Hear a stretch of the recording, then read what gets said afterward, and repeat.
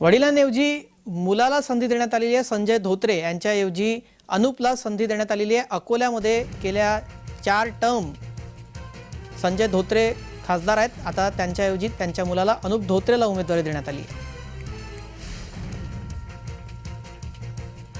आपल्या राज्याचे नेते माननीय देवेंद्रजी फडणवीस, महाराष्ट्राचे अध्यक्ष चंद्रशेखर बावनकुळे, आपल्या विदर्भातील नेते माननीय रणधीर सावरकर, स्थानिक जे सगळे आमदार आहेत यांच्या सगळ्यांच्या शुभेच्छा आशीर्वाद सोबत होते आणि कार्यकर्त्यांचे, अकोला लोकसभेतील सगळ्या लोकांचे आशीर्वाद याच्यामुळेच आज मला एवढी मोठी जबाबदारी पक्षाने दिली आहे।